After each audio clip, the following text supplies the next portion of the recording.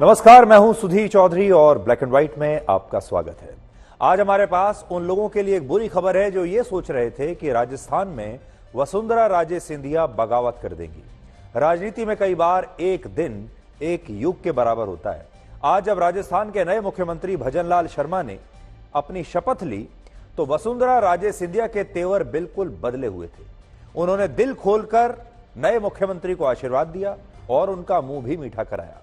इसके साथ ही आज आपको यह भी बताएंगे कि बीजेपी के तीनों नए मुख्यमंत्री जब शपथ लेने के लिए पहुंचे तो बाकी पार्टियों के मुख्यमंत्रियों से कैसे अलग नजर आए। ये मुख्यमंत्री शपथ लेने से पहले मंदिर गए, उसके बाद किसी ने गौशाला जाकर गौसेवा की, किसी ने घर में हवन किया, किसी ने माता पिता के चरण धोए और उसके बाद ये मुख्यमंत्री का पद संभालने के लिए पहुंचे। इसके बाद आपको उत्तर प्रदेश की एक महिला जज की कहानी सुनाएंगे जिसने भारत के मुख्य न्यायाधीश को पत्र लिखकर आत्महत्या करने की अनुमति मांगी है। सोचिए, महिला जज चीफ जस्टिस ऑफ इंडिया से कह रही है कि मैं अब अपना जीवन समाप्त करना चाहती हूं। इस महिला जज का आरोप है कि एक सीनियर जज ने उनका यौन शोषण किया और वो जज होकर भी अपने आप को अभी तक न्याय नहीं दिलवा पाई, तो वो बाकी महिलाओं को क्या न्याय दिलाएंगी। आज ये खबर उन कामकाजी महिलाओं के लिए एक चेतावनी है जो अक्सर अपने दफ्तर या कामकाज की जगह पर यौन शोषण का शिकार होती है। और आखिर में आपको बॉलीवुड एक्टर श्रेयस तलपड़े के हार्ट अटैक के बारे में बताएंगे। श्रेयस तलपड़े एक फिल्म की शूटिंग करने के बाद जब वापस लौटे तो उन्हें यह हार्ट अटैक आया। श्रेयस तलपड़े 47 साल के हैं और बिल्कुल फिट दिखते हैं, लेकिन उनके ही जैसे हजारों लाखों लोगों में हार्ट अटैक की घटनाएं अब तेजी से बढ़ती जा रही हैं। आज से लगभग 3 महीने पहले बीजेपी के वरिष्ठ नेता शाहनवाज हुसैन को भी मुंबई में ऐसे ही अचानक से हार्ट अटैक आया था। आज शाहनवाज हुसैन खुद हमारे साथ मौजूद होंगे और वो आप सबको बताएंगे कि वो इस हार्ट अटैक से कैसे बचे। लेकिन आज सबसे पहले हम आपको यह बताएंगे कि बीजेपी कांग्रेस और बाकी राजनीतिक पार्टियों से अलग क्यों है। विपक्षी पार्टियों के नेता, बड़े बड़े राजनीतिक विश्लेषक और यहां तक कि मीडिया भी जब यही मानकर चल रहा था कि राजस्थान में भजनलाल शर्मा को मुख्यमंत्री बनाने से वसुंधरा राजे बगावत कर देंगी और भजनलाल शर्मा को वसुंधरा राजे का आशीर्वाद कभी नहीं मिलेगा, वसुंधरा राजे उन्हें कभी स्वीकार नहीं करेंगी, तब ऐसे में वसुंधरा राजे और भजनलाल शर्मा की इन तस्वीरों ने हर किसी को आज हैरान कर दिया है। आज की जो तस्वीरें हैं जरा देखिए, अलग ही तस्वीरें हैं। आज कई बार कहते हैं राजनीति में एक दिन भी एक युग के बराबर होता है और ये ऐसा लगता है नया युग शुरू हो रहा है। आज जब शपथ ग्रहण समारोह के बाद भजनलाल शर्मा ने मुख्यमंत्री पद का कार्यभार संभाला तो इस दौरान वसुंधरा राजे ने उन्हें दिल खोलकर आशीर्वाद भी दिया, उनका मुंह भी मीठा कराया और उन्हें राजस्थान का मुख्यमंत्री बनने पर खुलकर बधाई दी।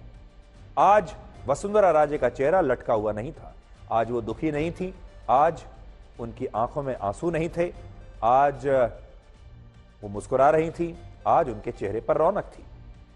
सोचिए, जो वसुंधरा राजे मुख्यमंत्री पद के लिए भजनलाल शर्मा के नाम की घोषणा करते समय क्रोधित दिख रही थी, निराश दिख रही थी, वही वसुंधरा राजे आज भजनलाल शर्मा को मुख्यमंत्री की कुर्सी पर देखकर मुस्कुरा भी रही थी और अपनी खुशी का खुलकर इजहार भी कर रही थी।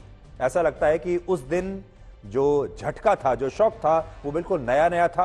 वसुंधरा राजे को सोचने का भी समय नहीं मिला होगा और इसलिए जो उनका पहला रिएक्शन था वही सबसे ईमानदारी से उनके चेहरे पर आ गया। लेकिन अब वो संभल चुकी हैं और इससे आप ये समझ सकते हैं कि बीजेपी में कोई भी नेता पार्टी से बड़ा बन नहीं सकता और जब पार्टी कोई फैसला लेती है तो बड़े से बड़े नेता को भी उस फैसले को आखिरकार खुशी खुशी मुस्कुराते हुए मानना ही पड़ता है, क्योंकि ये अब पुरानी बीजेपी नहीं है, ये नरेंद्र मोदी और अमित शाह की बीजेपी है, जहां पर किसी के लिए भी बगावत करना आसान नहीं है।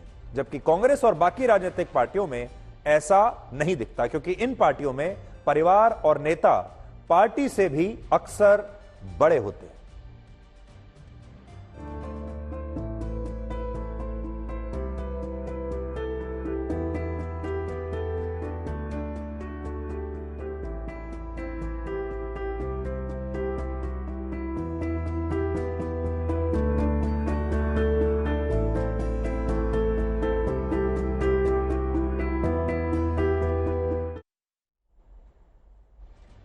56 वर्ष के भजनलाल शर्मा ने आज राजस्थान के 14वें मुख्यमंत्री के रूप में शपथ ली और इस दौरान उनके शपथ ग्रहण समारोह में प्रधानमंत्री मोदी, गृह मंत्री अमित शाह और बीजेपी अध्यक्ष जेपी नड्डा समेत कई बड़े नेता और बीजेपी शासित राज्यों के मुख्यमंत्री शामिल होने के लिए वहां पर पहुंचे।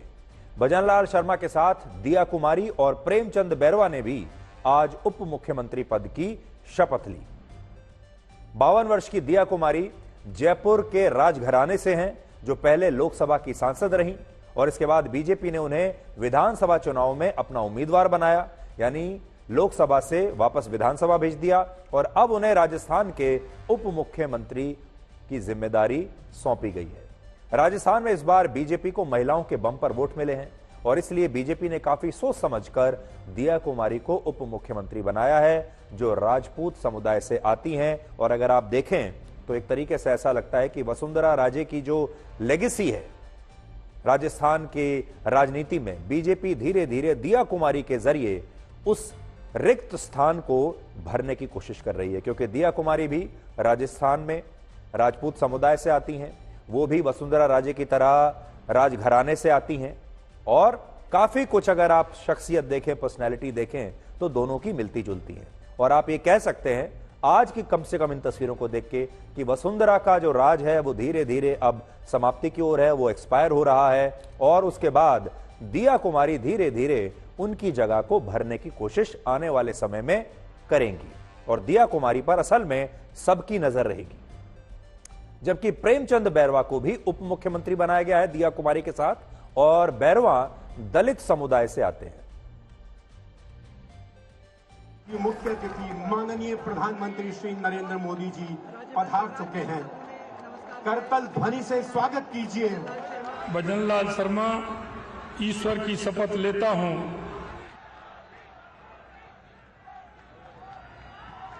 मैं दिया कुमारी ईश्वर की शपथ लेती हूं।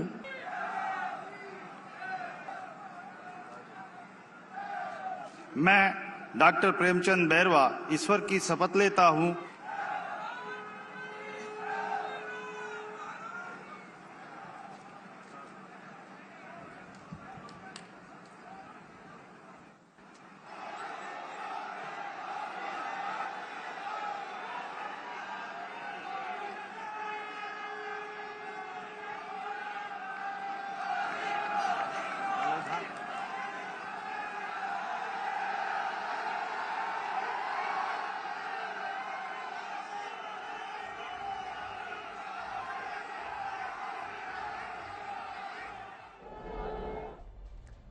और देखिए दिलचस्प बात यह है कि आज भजनलाल शर्मा ने मुख्यमंत्री पद की शपथ ली, राजस्थान के मुख्यमंत्री आज वो बन गए और आज ही उनका जन्मदिन भी है। और वसुंधरा राजे ने खास तौर पर आज एक ट्वीट किया भजनलाल शर्मा के लिए और उस ट्वीट में उन्होंने अपनी तस्वीर लगाई है, भजनलाल शर्मा की तस्वीर लगाई है और लिखा है, राजस्थान के मुख्यमंत्री भजनलाल शर्मा जी को जन्मदिवस की हार्दिक शुभकामनाएं। राजस्थान के माननीय मुख्यमंत्री श्री भजनलाल शर्मा जी को जन्मदिन की हार्दिक शुभकामनाएं। आप सदैव स्वस्थ एवं प्रसन्न रहें तथा ईश्वर से दीर्घायु का आशीर्वाद पाकर प्रदेश की उन्नति एवं खुशहाली को गति दें, ऐसी मेरी कामना है। ये वसुंधरा राजे ने लिखा है भजनलाल शर्मा के लिए, जिनका जन्मदिन आज है। हमारे देश में हिंदू धर्म को मानने वाले ज्यादातर नेता अपने आप को सेक्युलर दिखाने के लिए कभी अपने धर्म और अपनी संस्कृति के बारे में खुलकर बात नहीं करते, लेकिन बीजेपी के इन 3 राज्यों में जिन नेताओं को नया मुख्यमंत्री बनाया गया है, वो तीनों ही नेता गर्व से ये कह रहे हैं कि वो हिंदू हैं और वो अपनी पहचान को लेकर बिल्कुल शर्मा नहीं रहे हैं। आज भजनलाल शर्मा ने मुख्यमंत्री बनने से पहले जयपुर के एक मंदिर में भगवान के दर्शन किए। तस्वीरें मैं आपको साथ साथ दिखाता जाता हूं।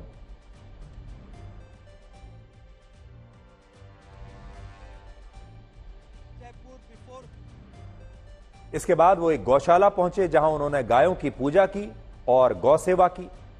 फिर वो अपने घर पहुंचे जहां उन्होंने अपने माता पिता के चरण धोकर अपने माता पिता का आशीर्वाद लिया मुख्यमंत्री की कुर्सी पर बैठने से पहले। वो तस्वीरें भी आप देख लीजिए। और हमारे हिंदू संस्कारों में और संस्कृति में अक्सर ये कहा जाता है कि जब भी कोई बड़ा काम करने के लिए जाओ तो हमेशा अपने माता पिता का आशीर्वाद लेकर जाओ। जब लोग बच्चे परीक्षा देने के लिए भी जाते हैं तब भी माता पिता का आशीर्वाद लेने के लिए जाते हैं। जब कोई खुशखबरी होती है तो खुशखबरी के बाद सबसे पहले माता पिता का आशीर्वाद लिया जाता है। और राजस्थान के नए मुख्यमंत्री अपनी पत्नी के साथ आज अपने माता पिता के चरण धो रहे हैं और उनसे आशीर्वाद ले रहे हैं। और हमारे देश के जो परिवार आज भी हिंदू संस्कृति में और इस तरह के रीति रिवाजों में विश्वास रखते हैं, आज उन्हें ये तस्वीरें देखकर बहुत अच्छा लगेगा। अब सोचिए, आज के युग में जब सफल होने के बाद लोग अपने माता पिता के योगदान को भूल ही जाते हैं, तब ऐसे में भजनलाल शर्मा ने अपने माता पिता के चरण धोकर यह बताया है कि भारत की मूल संस्कृति ये है जिसमें माता पिता को ईश्वर के बराबर दर्जा दिया गया है।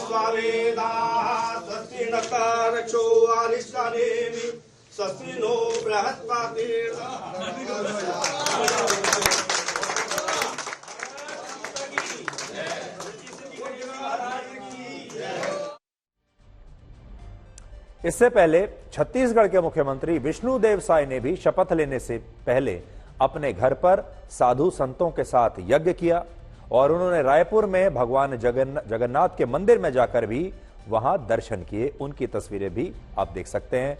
और इसके बाद उन्होंने शपथ ग्रहण से पहले अपने माता पिता का भी आशीर्वाद लिया।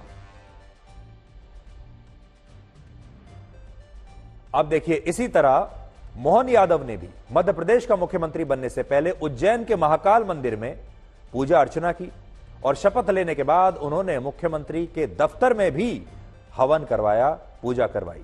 और इससे आप समझ सकते हैं कि इन तीनों राज्यों में बीजेपी ने जिन नेताओं को मुख्यमंत्री बनाया है उन्हें अपने हिंदू होने पर कोई शर्मिंदगी नहीं है, बल्कि ये नेता गर्व से खुद को हिंदू बताते हैं और भारत की सनातन संस्कृति का भी प्रचार कर रहे हैं। अब ये काम कैसा करेंगे, मुख्यमंत्री के रूप में इनका प्रशासन कैसा होगा, ये तो आने वाले समय में उस प्रदेश के लोग तय करेंगे। लेकिन फिलहाल जो शपथ लेने के समय जो तस्वीरें दिखाई दी वो आपको हमने आज आपके सामने रखी है। अब देखिए, ये तो उनकी बात हो गई जो मुख्यमंत्री की कुर्सी पर बैठे हैं। अब जरा उनकी बात कर लेते हैं जिनकी कुर्सी चली गई, यानी जो इस कुर्सी से उतरे हैं। मध्य प्रदेश के विदिशा से आई इन तस्वीरों को जरा देखिए, जहां बड़ी संख्या में महिलाओं ने शिवराज सिंह चौहान को घेर लिया और ये महिलाएं फूट फूट कर रोने लगीं और ये कहने लगीं कि मध्य प्रदेश की लाडली बहनें तो अपने भैया शिवराज सिंह चौहान को ही मुख्यमंत्री बनते हुए देखना चाहती थीं, लेकिन ऐसा हो न सका। ये तस्वीरें देखिए।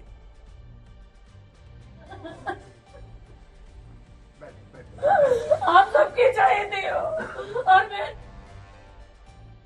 शिवराज सिंह को भले ही मुख्यमंत्री का पद नहीं मिला, लेकिन उन्हें मध्य प्रदेश की महिलाओं से प्यार इतना मिल रहा है कि राजनीति में ऐसी तस्वीरें बहुत ही कम देखने को मिलती हैं। ये नई तस्वीरें जो विदिशा की हैं वो देखिए। पुरानी तस्वीरें तो अभी हमने आपको दिखाई, अब नई तस्वीरें देखिए जरा ध्यान से।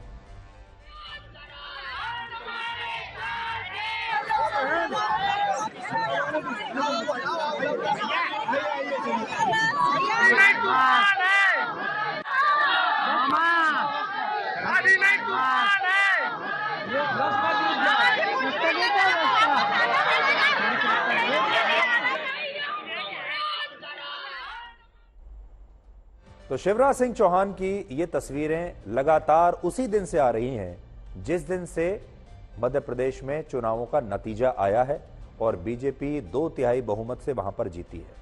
और इन सारी तस्वीरों को देखकर ऐसा लगता है कि शिवराज सिंह चौहान की लोकप्रियता में कोई कमी नहीं आई है, बल्कि उस दिन के बाद से उनकी लोकप्रियता और बढ़ गई है। और बड़ी बात देखिए क्या होती है, जिस कांग्रेस पार्टी ने शिवराज सिंह चौहान के खिलाफ चुनाव लड़ा, जो लगातार शिवराज सिंह चौहान को भ्रष्ट मुख्यमंत्री बता रही थी और उनके प्रशासन की लगातार आलोचना कर रही थी, जो कह रही थी कि उन्हें एक दिन भी मुख्यमंत्री की कुर्सी पर रहने का अधिकार नहीं है, वो कांग्रेस पार्टी भी अब शिवराज सिंह चौहान से सहानुभूति जता रही है और कह रही है कि शिवराज सिंह के साथ बड़ी नाइंसाफी हुई।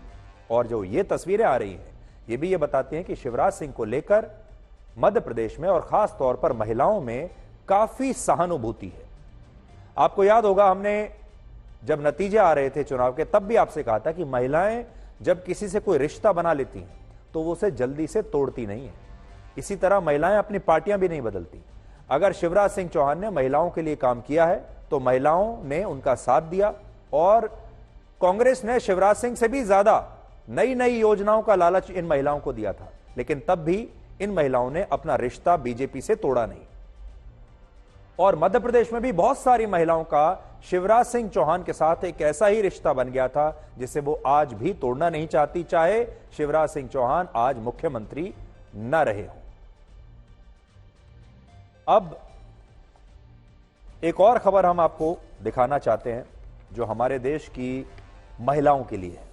इसलिए हम आपसे ये कहेंगे कि अगर आप अपने परिवार के साथ इस समय हमें देख रहे हैं तो ये खबर आपके परिवार में रहने वाली महिलाओं के लिए है। इसलिए जो महिला हमारी दर्शक हैं वो इस खबर को जरूर देखें, क्योंकि अब हम आपको उत्तर प्रदेश की एक महिला जज की कहानी सुनाने वाले हैं। इस महिला जज ने भारत के मुख्य न्यायाधीश जस्टिस DY चंद्रचूड़ को एक चिट्ठी लिखी है और चिट्ठी में उनसे आत्महत्या करने की अनुमति मांगी है। यह महिला जज कह रही हैं कि मैं आत्महत्या करना चाहती हूं, मैं अपना जीवन समाप्त कर देना चाहती हूं, मुझे इसकी इजाजत दीजिए।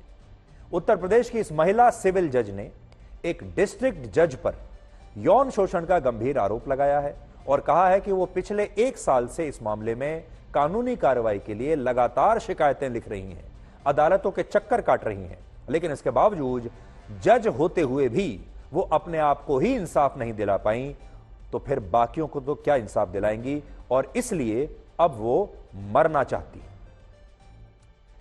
इस महिला जज ने 3 पन्ने की जो चिट्ठी लिखी है वो आज मैं अपने साथ लाया हूं और मैं इस चिट्ठी को आज आप सबके सामने, आप सबके लिए पढ़ना चाहता हूं, क्योंकि इस चिट्ठी में लिखा एक एक शब्द हमारे देश की करोड़ों महिलाओं की पीड़ा को शायद बयां करेगा और इसमें हमारे सिस्टम, प्रशासन और कानूनों का कड़वा सच भी छिपा हुआ है। इस कहानी में असल में और कुछ कहने की आवश्यकता नहीं है। पूरी जो कहानी है, पूरी जो खबर है, इस महिला जज की चिट्ठी में लिखी हुई है। इसलिए मैं आपको सिर्फ चिट्ठी पढ़कर सुनाऊंगा, आप सब कुछ समझ जाएंगे। इसमें लिखा है, मैं ये चिट्ठी आज दर्द और निराशा के साथ लिख रही हूं। इस चिट्ठी को लिखने का मेरा कोई अन्य उद्देश्य नहीं है। मैं सिर्फ भारत के मुख्य न्यायाधीश से प्रार्थना करती हूं कि वो मुझे मेरा जीवन समाप्त करने की अनुमति दें। मैं बहुत उत्साह और विश्वास के साथ इस देश की न्यायिक सेवा में शामिल हुई थी कि मैं जज बनकर आम लोगों को न्याय दिलाऊंगी, लेकिन मैंने कभी नहीं सोचा था कि बहुत जल्द मुझे ही न्याय की भीख मांगने के लिए दर दर भटकना पड़ेगा। सिविल जज के मेरे छोटे से कार्यकाल में मेरे साथ ऐसा दुर्व्यवहार हुआ जिसकी मैंने कभी कल्पना नहीं की थी। अदालत के अंदर जब मैं जज की कुर्सी पर बैठी थी, उस समय सबके सामने मेरे साथ बुरा व्यवहार हुआ, मेरा यौन उत्पीड़न हुआ और मेरे साथ ऐसा व्यवहार किया गया जैसा कूड़े के साथ लोग करते हैं और मुझे ऐसा महसूस हुआ जैसे मैं कोई कीड़ा मकोड़ा हूं। सोचिए मैं कितनी भोली थी कि मैं जज बनकर दूसरों को न्याय दिलाने की आशा कर रही थी, जबकि मैं खुद को न्याय नहीं दिला सकती। मैं भारत की सभी कामकाजी महिलाओं से कहना चाहती हूं कि उन्हें यौन उत्पीड़न के साथ जीना सीख लेना चाहिए, क्योंकि ये हम सारी महिलाओं का अंतिम सत्य है। वर्क प्लेस पर होने वाले यौन उत्पीड़न को रोकने के लिए बनाए गए पॉश एक्ट एक बहुत बड़ा पाखंड और झूठ है और हमसे लगातार ये झूठ बोला जाता है। सच्चाई यह है कि आपकी कोई भी नहीं सुनता और इस पर कोई भी सुप्रीम कोर्ट जो है जाता नहीं है, उन्होंने ऐसा कहा है। आज अगर कोई महिला ऐसा सोचती है कि वो इस सिस्टम के खिलाफ लड़ सकती है, तो उन महिलाओं को मैं ये बताना चाहती हूं कि मैं नहीं लड़ पाई, जबकि मैं तो एक जज हूं। मैं तो अपने लिए निष्पक्ष जांच भी नहीं करा पाई। न्याय की बात तो बहुत दूर है। मैं वो जज हूं जिसका उसके एक डिस्ट्रिक्ट जज और उसके सहयोगियों ने यौन उत्पीड़न किया। मुझे कहा गया कि मुझे डिस्ट्रिक्ट जज से रात को मिलना होगा। मैं डरी हुई थी, लेकिन मैंने फिर भी वर्ष 2022 में इलाहाबाद हाईकोर्ट के मुख्य न्यायाधीश और एडमिनिस्ट्रेटिव जज को एक शिकायत लिखी। मुझे उम्मीद थी कि मैं जज हूं तो मेरी बात सुनी जाएगी, लेकिन मेरी इस शिकायत पर आज तक कोई कार्रवाई नहीं हुई। कार्रवाई तो दूर, किसी ने मुझसे यह पूछने की भी कोशिश नहीं की कि मेरे साथ क्या हुआ है, मैं क्यों परेशान हूं। मैं इसी साल जुलाई महीने में हाईकोर्ट की इंटरनल कंप्लेंट्स कमेटी को भी मैंने शिकायत भेजी। मुझे उम्मीद थी कि इस बार तो मेरी शिकायत को सुना जाएगा, लेकिन जज होने के बावजूद मुझे इस मामले में सिर्फ जांच शुरू कराने के लिए हजारों मेल लिखने पड़े और इस सब में 6 महीने निकल गए। जब जांच शुरू हुई, वो भी सिर्फ एक दिखावा था। जांच करने वाली कमेटी ने उन लोगों को इस मामले में गवाह बना दिया जो डिस्ट्रिक्ट जज के लिए काम करते थे। सोचिए, जांच कमेटी गवाहों से अपने बॉस के खिलाफ गवाही देने की अपेक्षा कर रही थी और एक तरह से मेरा मजाक बनाया जा रहा था। मैंने सिर्फ एक अनुरोध किया था कि जांच चलने तक डिस्ट्रिक्ट जज का कहीं और ट्रांसफर किया जाए, लेकिन मेरा यह अनुरोध भी स्वीकार नहीं हुआ। लेकिन मैंने फिर भी हिम्मत नहीं हारी। मैंने सोचा था कि सुप्रीम कोर्ट में मेरी बात जरूर सुनी जाएगी, लेकिन मुझे क्या पता था कि सुप्रीम कोर्ट भी मेरी याचिका पर बिना विचार किए उसे सिर्फ 8 सेकंड में खारिज कर देगा। यह वो क्षण था जब मुझे ऐसा लगा कि मेरा जीवन, मेरी गरिमा और मेरी आत्मा को खारिज कर दिया गया है। अब मेरे साथ यौन उत्पीड़न करने वाले डिस्ट्रिक्ट जज के अधीन रहकर ही इस मामले की जांच कराई जाएगी, और हम सभी जानते हैं कि इस तरह की जांच का क्या मतलब होता है। इसलिए मेरे अंदर अब जीने की इच्छा नहीं बची और मुझे एक चलती फिरती लाश बना दिया गया है, और इस निर्जीव शरीर को इधर उधर ढोने का अब कोई अर्थ नहीं है। इसलिए मेरा सुप्रीम कोर्ट के मुख्य न्यायाधीश जस्टिस DY चंद्रचूड़ से अनुरोध है कि वो मुझे अपना जीवन सम्मानजनक तरीके से समाप्त करने की अनुमति दें। ये वो चिट्ठी है जो उत्तर प्रदेश की एक महिला सिविल जज ने लिखी है, और अब इस मामले में मुख्य न्यायाधीश जस्टिस DY चंद्रचूड़ ने भी इलाहाबाद हाईकोर्ट से स्टेटस रिपोर्ट मांगी है इस पूरे मामले को लेकर। यहां पर हम एक बात स्पष्ट करना चाहते हैं कि इस मामले में हमने आरोपी जज से भी संपर्क किया, लेकिन उन्होंने हमसे इस मामले पर कुछ भी कहने से इनकार कर दिया। हम उनका नाम आज गुप्त रखना चाहते हैं, उनका नाम नहीं बताना चाहते, उनकी पहचान आपके सामने उजागर नहीं करना चाहते, और हम उनके प्राइवेसी का सम्मान करते हैं। लेकिन यहां उनकी प्राइवेसी के साथ साथ एक देश की करोड़ों महिलाओं का एक बड़ा मुद्दा भी है, और हम चाहते हैं कि ये जज भी अपना पक्ष रखें ताकि उनकी बात भी लोगों के बीच आ सके। लेकिन क्योंकि उन्होंने अपना पक्ष नहीं रखा, इसलिए हमने उनकी चिट्ठी को जस के तस आप सबको पढ़कर सुना दिया।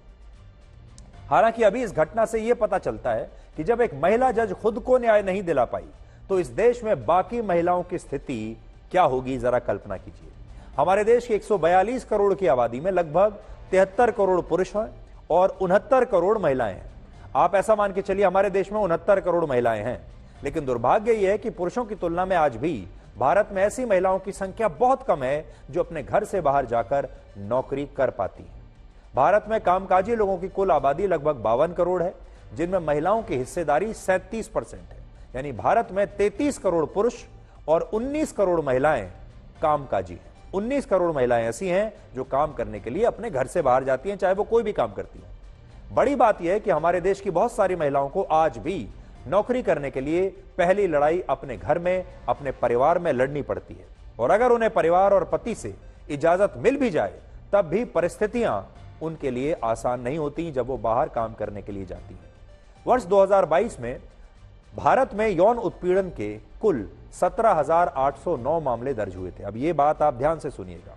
देखिए, कुल मामले जो दर्ज हुए थे वो थे 17,809 यौन उत्पीड़न के, लेकिन इनमें से सिर्फ 419 मामले ऐसे थे जिनमें पीड़ित महिला का यौन शोषण उसके दफ्तर या वर्क प्लेस पर हुआ था।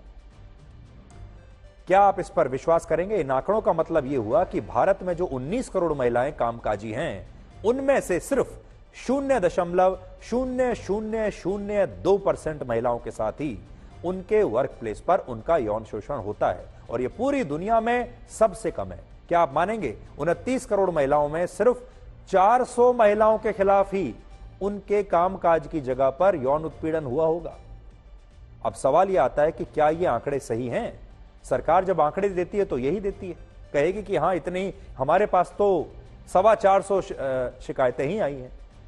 तो क्या ये आंकड़े सही हैं? जवाब है शायद नहीं है।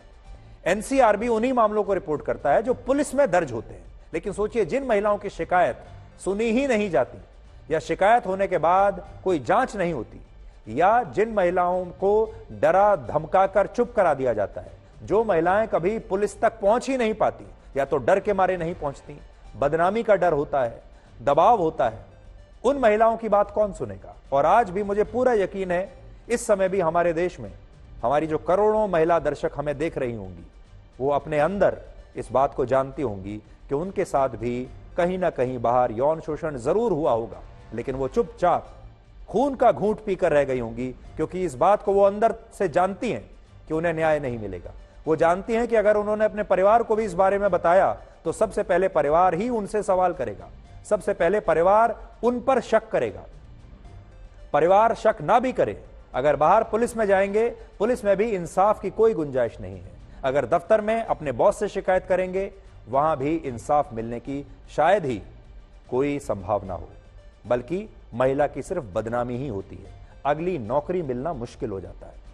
पिछले साल इंटरनेशनल लेबर ऑर्गेनाइजेशन ने अपनी एक रिपोर्ट में बताया था कि भारत में 6.3% कर्मचारियों के साथ उनके दफ्तर में कभी न कभी यौन शोषण हुआ। इसका मतलब यह है कि हमारे देश में जो 19 करोड़ कामकाजी महिलाएं हैं, उनमें से 1.20 करोड़ महिलाओं के साथ कम से कम उनके दफ्तर में यौन शोषण हुआ, लेकिन इनमें से जो मामले पुलिस तक पहुंचे वो है सिर्फ 419। अब देख लीजिए आप, इससे यह पता चलता है कि वर्क प्लेस पर होने वाले यौन शोषण के ज्यादातर मामलों में महिलाओं की शिकायत सुनी ही नहीं जाती, और ज्यादातर महिलाएं शिकायत करती भी नहीं, क्योंकि उन्हें डर होता है कि अगर उन्होंने शिकायत की तो परिवार उनकी नौकरी छुड़वाकर उन्हें घर पर बैठा देगा, और समाज में भी ऐसी महिलाओं को सम्मान नहीं मिलेगा। और यह एक बहुत बड़ी समस्या है। इसलिए आज हमने इस विषय को आप सबके लिए, महिलाओं के लिए उठाया है, और हमें लगता है कि अगर कोई महिला हिम्मत करके यौन शोषण के मामलों में शिकायत करती है तो उसकी सुनवाई हर हालत में होनी ही चाहिए, और सिस्टम को और प्रशासन को उसका पूरा 100% सहयोग मिलना चाहिए। आगे बढ़ने से पहले हम आपको यह भी बताना चाहते हैं कि इस महिला जज ने जो चिट्ठी लिखी है, हमें इस केस के मेरिट्स के बारे में नहीं पता है। ये महिला जज को ही पता होगा, और जिसके खिलाफ उन्होंने शिकायत की है उन्हें पता होगा, और जब इसकी जांच की जाएगी तो पता चलेगा कि इस महिला जज के आरोपों में कितनी सच्चाई है, पूरी सच्चाई है, आधी सच्चाई है। लेकिन हम इतना जरूर कहेंगे कि जांच जरूर होनी चाहिए, और अगर इस मामले में यह महिला जज जो कह रही है उसमें जरा सी भी सच्चाई है तो सख्त से सख्त कार्रवाई जरूर होनी चाहिए। ये बात हम बिना कोई इंक्वायरी के कह रहे हैं, ये बात हम बिना ये जाने कह रहे हैं कि इस मामले में कितनी मेरिट है, लेकिन तो भी अगर एक महिला जज ने शिकायत की है तो उसकी। अब हम आपको बॉलीवुड एक्टर श्रेयस तलपड़े के हार्ट अटैक के बारे में बताएंगे। पूरे देश में श्रेयस तलपड़े के हार्ट अटैक की चर्चा हो रही है। जिस वक्त श्रेयस तलपड़े को हार्ट अटैक आया, उस समय वो अपनी एक नई फिल्म की शूटिंग करके अपने घर लौटे थे। शूटिंग के दौरान ही श्रेयस तलपड़े को बेचैनी महसूस हो रही थी, और ये उनकी नई फिल्म की शूटिंग की तस्वीरें हैं जो कल ही अक्षय कुमार ने अपने सोशल मीडिया हैंडल पर डाली थी, और इसमें श्रेयस तलपड़े भी दिख रहे हैं। जब इस शूटिंग के बाद श्रेयस तलपड़े घर पहुंचे तो उन्हें बेचैनी महसूस हो रही थी, लेकिन उन्हें इस बात का अंदाजा भी नहीं था कि उन्हें हार्ट अटैक आ सकता है, या ये बेचैनी हार्ट अटैक का कोई लक्षण है। और इसीलिए बाकी दिनों की तरह श्रेयस तलपड़े ने पहले शूटिंग खत्म की, इसके बाद वो फिल्म के सेट से सीधे घर के लिए रवाना हुए। लेकिन जब घर पहुंचे तो उनकी तबीयत में सुधार नहीं हुआ, और उन्हें पसीना आने लगा, और उनकी पत्नी दीप्ति तलपड़े ने उन्हें अस्पताल ले जाने में जरा भी देर नहीं की। इसका मतलब यह हुआ कि जब ये जो तस्वीरें हम आपको दिखा रहे हैं, पूरा वीडियो आपको हम दिखाएंगे, देखिए ये पूरा वीडियो एक बार आप देख लीजिए। श्रेयस तलपड़े यहां पर खड़े हैं, ये उनकी नई फिल्म की शूटिंग चल रही थी।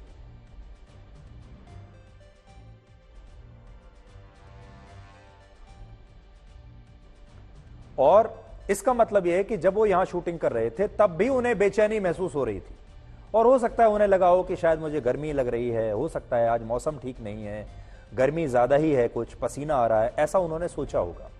लेकिन घर गए, घर में पहुंचने के बाद भी ऐसे ही बेचैनी रही और फिर इन्हें अस्पताल ले जाया गया। अस्पताल पहुंचने के बाद डॉक्टरों ने बताया कि श्रेयस तलपड़े को हार्ट अटैक आया है और अब उनकी एंजियोप्लास्टी की गई है। एक सर्जरी होती है एंजियोप्लास्टी, जिसके बाद उनकी हालत स्थिर हो गई है, स्थिर है, अब वो ठीक है, खतरे से बाहर है।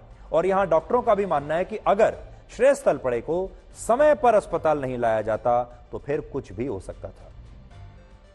श्रेयस तलपड़े की उम्र सिर्फ 47 वर्ष है और वो नियमित रूप से व्यायाम भी करते हैं, फिट रहते हैं। आप तो जानते ही हैं कि बॉलीवुड में जितने भी बड़े एक्टर्स हैं वो सब अपनी सेहत का तो ध्यान रखते ही हैं, अच्छा खाना खाते हैं, अच्छे डॉक्टरों के संपर्क में रहते हैं, योगा करते हैं, जिम जाते हैं, एक्सरसाइज करते हैं, उन्हें किसी चीज की कोई कमी नहीं है, उनके पास योगा इंस्ट्रक्टर्स होते हैं। तो वो अपने शरीर पर आपसे और हमसे कहीं ज्यादा ध्यान रखते हैं, अपने शरीर का, अपनी फिटनेस का आपसे और हमसे ज्यादा ध्यान रखते हैं। इसलिए यह खबर बहुत सारे लोगों को आज परेशान कर सकती है और लोगों को यह समझ में नहीं आ रहा कि एक एक्टर जो बिल्कुल फिट है, जो नियमित रूप से व्यायाम करता है, खाना पीना सही खाता है, उसे भी अगर हार्ट अटैक आ सकता है तो फिर बाकी लोगों का क्या। पिछले दिनों एक और मशहूर एक्ट्रेस सुष्मिता सेन ने भी यह कहा था कि उन्हें हार्ट अटैक आया, जबकि सुष्मिता सेन खुद को फिट रखने के लिए व्यायाम से लेकर योगा और रनिंग सब कुछ करती हैं। बल्कि सुष्मिता सेन तो अपनी फिटनेस के लिए मशहूर हैं, अपने योगा के लिए मशहूर हैं।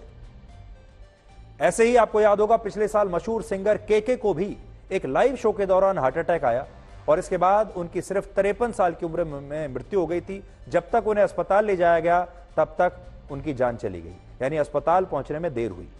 पिछले साल ही कन्नड़ फिल्मों के एक और मशहूर एक्टर पुनीत राजकुमार का भी 46 साल की उम्र में हार्ट अटैक से निधन हुआ और 40 वर्ष की उम्र में टीवी एक्टर सिद्धार्थ शुक्ला भी हार्ट अटैक से ऐसे ही मारे गए थे, उनकी मृत्यु हो गई थी। और अगर ये लिस्ट हम बनाने चलें तो बहुत लंबी लिस्ट है, एक छोटी लिस्ट आपके सामने रख रहे हैं। पूरी दुनिया में ही लोगों को इस तरह के सडन हार्ट अटैक्स अब आजकल आ रहे हैं, अचानक हार्ट अटैक्स।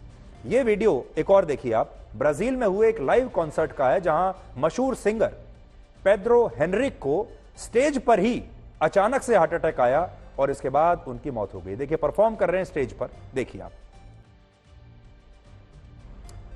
अब से लगभग 3 महीने पहले बीजेपी के वरिष्ठ नेता शाहनवाज हुसैन को भी ऐसे ही मुंबई में हार्ट अटैक आया था और आज हमने खासतौर पर शाहनवाज हुसैन जी से यह रिक्वेस्ट की कि वो आज हमारे साथ जुड़ें।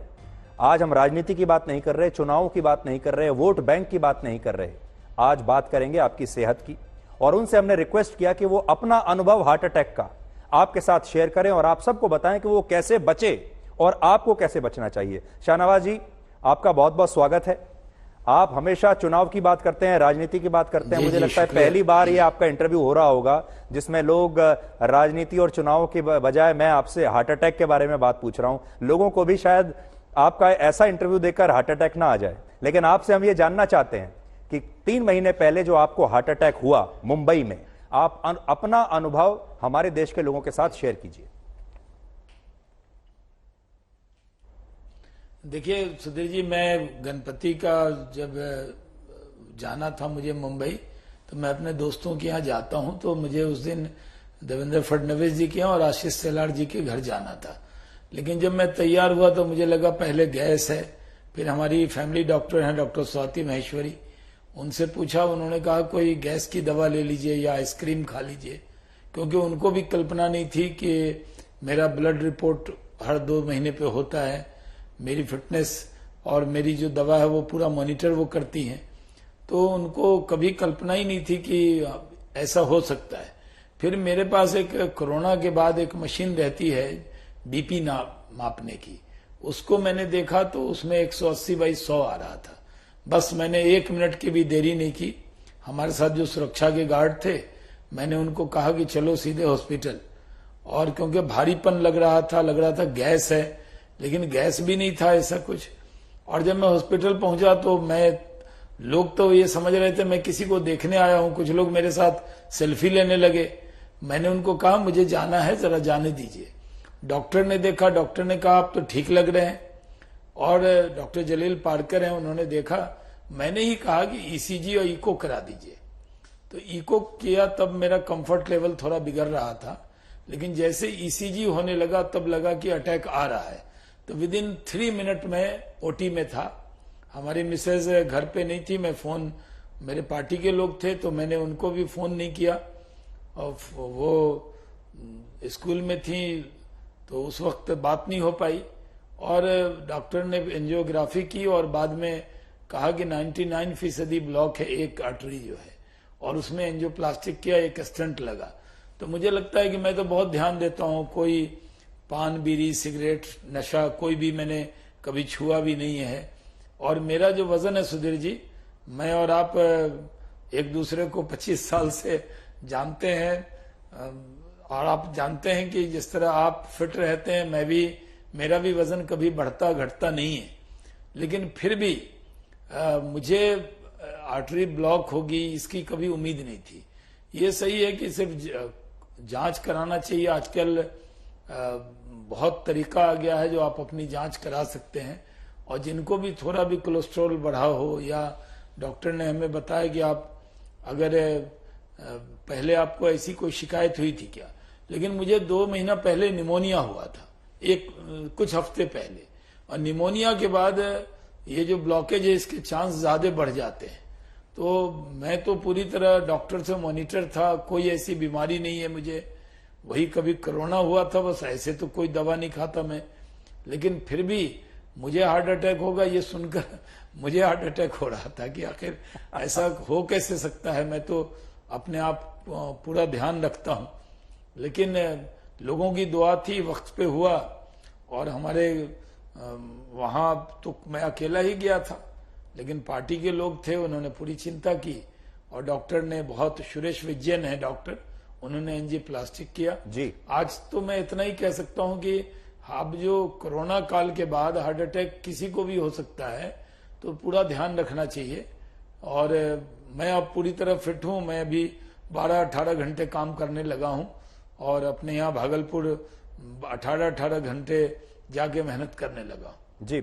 शाहनवाज जी, एक और बात आपसे जानना चाहते हैं। आप देखिए, आप खुद इतने फिट हैं, इतने सजग हैं अपने स्वास्थ्य को लेकर, लेकिन आपके दिल में, हृदय में एक आर्टरी थी, उसमें 99% ब्लॉकेज था, और ये आपको पता नहीं चला। जब ये हार्ट अटैक आ रहा था आपको, उस समय किस प्रकार की बेचैनी होती है? बहुत बार यही गलतफहमी सबको होती है कि बेचैनी हो रही है, या तो शायद गर्मी बहुत पड़ रही है, या गैस हो रही है, और हम सोच के उसको डिस्काउंट कर देते हैं। आपको किस प्रकार की बेचैनी उस समय हो रही थी, और टर्निंग पॉइंट आप क्या मानते हैं कि आप बचे?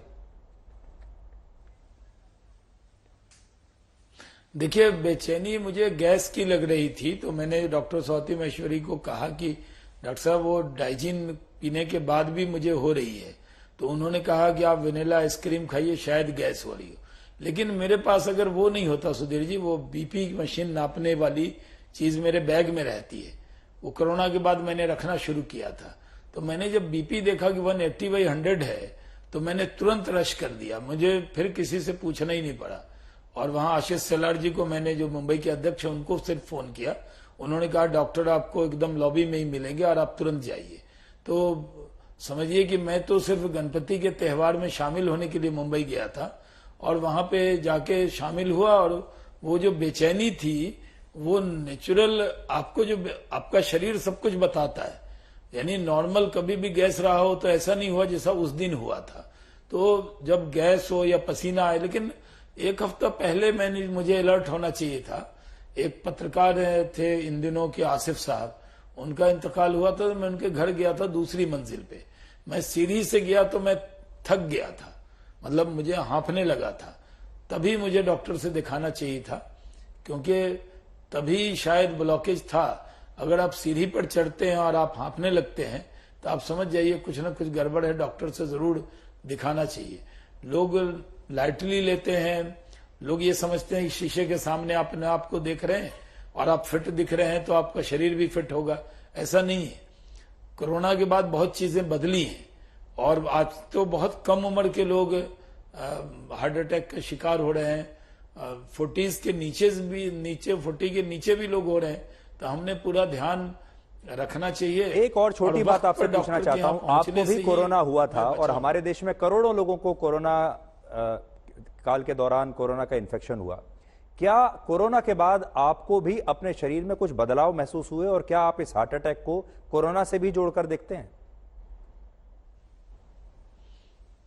नहीं, वो तो डॉक्टर ही बता पाएंगे। देखिए, हम तो नहीं बता सकते कि कोरोना की वजह से हुआ या नहीं हुआ, लेकिन ये सही है कि कोरोना में जो स्टेरॉइड ये सब दिया था, जब मैं एम्स में एडमिट था, बिहार का जब चुनाव चल रहा था, तो मैं फडणवीस जी और सुशील मोदी एक साथ हेलीकॉप्टर में थे और तीनों बीमार हुए। और जब वहां पे आए और कोरोना के बाद तो वो दौड़ हमने 2 बार देखा उसका, और हमने वो टीका भी लगाया, लेकिन उसके बाद ये जरूर मुझे उम्मीद नहीं थी कि कभी मुझे हार्ट की प्रॉब्लम हो सकती है, क्योंकि मैं काफी कुछ लोग जिम में मेहनत करते हैं, हम लोग क्षेत्र में जाके इतना चलते हैं कि 10 किलोमीटर जो है वो हो ही जाता है। तो ये पता था कि हम जिम भी जाते हैं, योगा भी थोड़ा कर लेते हैं, कोई बुरी आदत भी नहीं है, फिर कैसे हार्ट अटैक हो सकता है। तो ये गलतफहमी मेरी दूर हो गई, किसी को भी हो सकता है। आप चाहे नॉनवेज खाएं ना खाएं, आप कुछ भी करें ना करें, किसी को भी हो सकता है, तो जांच कराते रहना चाहिए। जी शाहनवाज जी, आपका बहुत बहुत शुक्रिया, आपने अपना ये जो अनुभव हमारे साथ शेयर किया। असल में ये अनुभव जो आपने बताया है ना, इसी से हमारे देश के करोड़ों युवाओं को, अगर ध्यान से आपकी ये बात सुन ली, इसी से बहुत मदद मिल जाएगी। और आपका ये मुझे लगता है कि आज तक का सबसे अनयूजुअल और डिफरेंट अलग तरह का इंटरव्यू रहा होगा, जब हमने आपसे राजनीति नहीं बल्कि स्वास्थ्य की बात की, हार्ट अटैक की बात की। आपका बहुत बहुत शुक्रिया और मैं आपके अच्छे स्वास्थ्य की कामना करता हूं और ये उम्मीद करता हूं कि इसके बाद दोबारा आपको कभी भी इस तरह की चुनौती का सामना ना करना पड़े। जी शुक्रिया।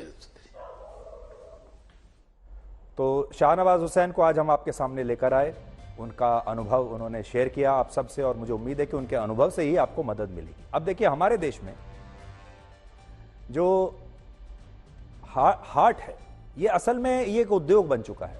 आज आप विज्ञापनों में देखते होंगे कि आपके हार्ट को सुरक्षित रखने के लिए कौन सा कुकिंग ऑयल में आपको जो है खाना पकाना चाहिए।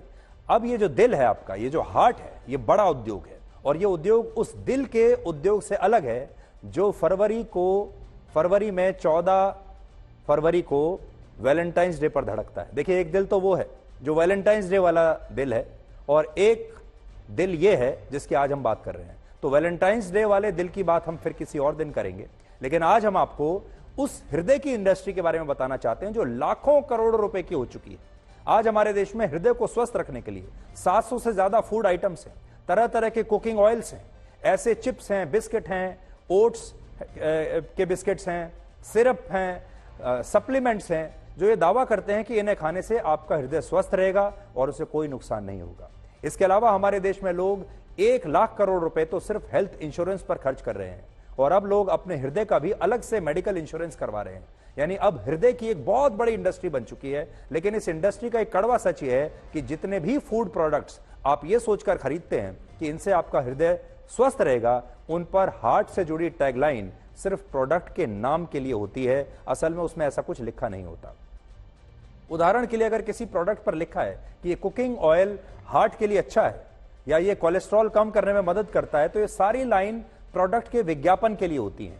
इनका आपके हृदय के स्वास्थ्य से असल में कोई संबंध नहीं होता, और ये बात इन प्रोडक्ट्स के पीछे बहुत छोटे छोटे महीन अक्षरों में लिखी भी होती है, जिसे आप पढ़ते नहीं हैं। इसलिए ये प्रोडक्ट्स पर ध्यान देने की बजाय अपने शरीर पर ध्यान दीजिए, नियमित रूप से व्यायाम करिए, और आप सडन हार्ट अटैक से कैसे बच सकते हैं जल्दी से बता देता हूं।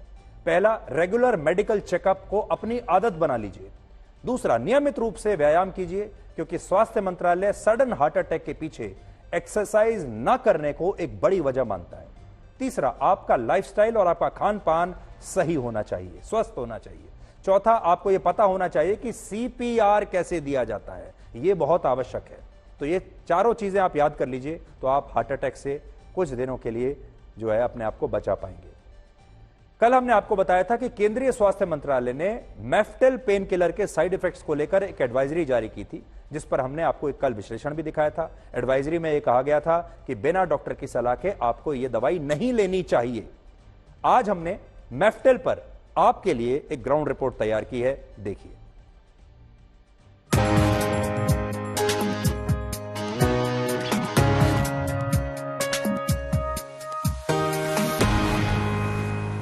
ये मेफ्टेल स्पास है, बहुत एक अमूमन तौर पे लोग इसको पेन किलर के तौर पर इस्तेमाल करते हैं। ये इतनी कॉमनली आपको मिल जाती है कि कई बार जो बच्चों को भी पेन होता है तो बच्चे भी इसको ले लेते हैं, और महिलाएं खास तौर से इसको काफी ज्यादा प्रयोग जो है इसका इस्तेमाल करती हैं। 50 रुपए का पत्ता है ये, जिसके अंदर आपको 10 टैबलेट्स मिल जाएंगी। लेकिन अब कई सारी ऐसी रिपोर्ट्स हैं जिनका ये कहना है कि अगर आप बिना डॉक्टर के सुपरविजन के इस पेन किलर को बहुत ज्यादा खाएंगे तो आपकी तबीयत आगे चल के खराब होने के बहुत ज्यादा इसमें आसार बढ़ जाते हैं। किसी भी दवाई की तरह मेफेनेमिक एसिड और डाइसाइक्लोमिन जो मेफ्टेल स्पास के कंटेंट्स हैं, उससे एडवर्स रिएक्शन हो सकती है। और ये रेस्ट सिंड्रोम, जिसमें स्किन एलर्जी, रैश, इओसिनोफिलिया, कभी कभार ओकेजनली लंग्स, लिवर और हार्ट की इन्वॉल्वमेंट होती है, ये एक रिएक्शन है जो किसी भी तरह की दवा से हो सकता है। इसका ये मतलब कतई नहीं है कि हम मेफ्टेल स्पास यूज नहीं कर सकते। हमें सिर्फ पेशेंट को इस बारे में काउंसिल करना है कि यदि दवा यूज करने के बाद आपको स्किन पे कोई रैश आए, कोई एलर्जी आए, सांस लेने में दिक्कत हो या कोई और परेशानी हो, तो तुरंत अपने हेल्थ केयर प्रोवाइडर या डॉक्टर को संपर्क करें और आगे दवाई यूज ना करें। हम लोग तो 4-5 साल से इस चीजों को यूज कर रहे थे, कहीं भी केमिस्ट की दुकान पे जाइए इजिली मिल जाता था। अब उन्होंने इस चीज पे रोक लगा दी है। इसका कारण क्या है, क्यों लगाई है? दर्द वगैरह होता था तो इजिली चले गए, दवाई वो मिल जाती थी। अब वो प्रॉब्लम हो गई, अब हम लोग कहाँ कहाँ ढूंढे, और उससे आराम भी तुरंत होता था। ये भी प्रॉब्लम है एक। और भी कई प्रॉब्लम है कि चीजें उनसे, अगर सर्दी, जुकाम, बुखार, बदन में दर्द है या कुछ भी प्रॉब्लम है तो उसमें ले लेते थे। अब प्रॉब्लम ये है कि यहाँ कहीं कोई देने को तैयार नहीं है, हर कोई डॉक्टर का प्रिस्क्रिप्शन मांगता है। दवा हमको मिल जाती थी आसानी से, हमारे बच्चे, हमारे पूरे परिवार में, पूरी फैमिली में सब लोग लेते थे। पेट दर्द, दांत दर्द में हम देते थे इसको, कई सालों से ले रहे हैं। इसके तुरंत खाने पे हमें फायदा मिल जाता था और कहीं से भी ले लेते थे। ठीक है, गवर्नमेंट ने अगर रोक लगाई है इस पे, अच्छी बात है। तो इसकी जगह जो एक मिडिल फैमिली है जो इजी मेडिकल स्टोर से प्राप्त कर लेती थी, उसकी जगह गवर्नमेंट बताए कि कौन सी दवाई वो लें।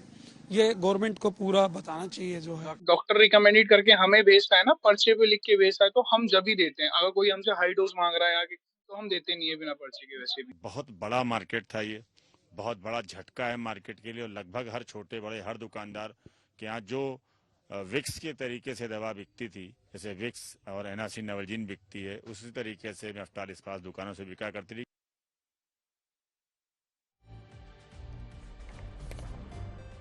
तो देखिए, मेफ्टेल के लिए लगातार हमें हमारे दर्शक आप सबकी तरफ से रिस्पांस आ रहा है, लोग लिख रहे हैं, वो इसके बारे में और ज़्यादा जानना चाहते हैं, इसलिए हमने ये ग्राउंड रिपोर्ट आपको दिखाई। एक बात हम आपको स्पष्ट करना चाहते हैं कि मेफ्टेल पर रोक नहीं लगी है। स्वास्थ्य मंत्रालय ने यह नहीं कहा है कि इस पर रोक लगा दी गई है और आप इसे नहीं खा सकते। उन्होंने सिर्फ इतना कहा है कि यह दवाई खाने पर आपको साइड इफेक्ट्स हो सकते हैं और आप जब ये दवाई खाएं तो डॉक्टर से पूछकर खाएं।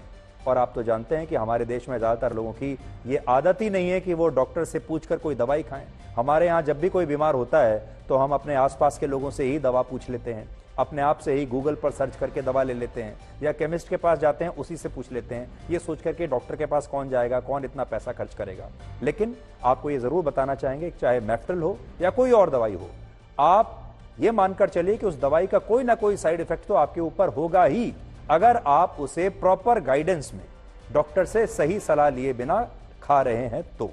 इसलिए मेफ्टेल को लेकर भी सावधान रहिए, और मेफ्टेल के अलावा आपको और क्या खाना चाहिए ये हम नहीं बताएंगे, ये आपका डॉक्टर बताएगा। तो आज के लिए ब्लैक एंड व्हाइट में इतना ही। अब आपसे हमारी अगली मुलाकात होगी सोमवार रात 9 बजे। तब तक आप खुश रहिए, सुरक्षित रहिए, स्वस्थ रहिए। और हार जाना गलत नहीं होता, लेकिन हार मान लेना गलत होता है, क्योंकि पूर्ण विराम केवल अंत ही नहीं बल्कि एक नए युग की शुरुआत भी होता है। नमस्कार।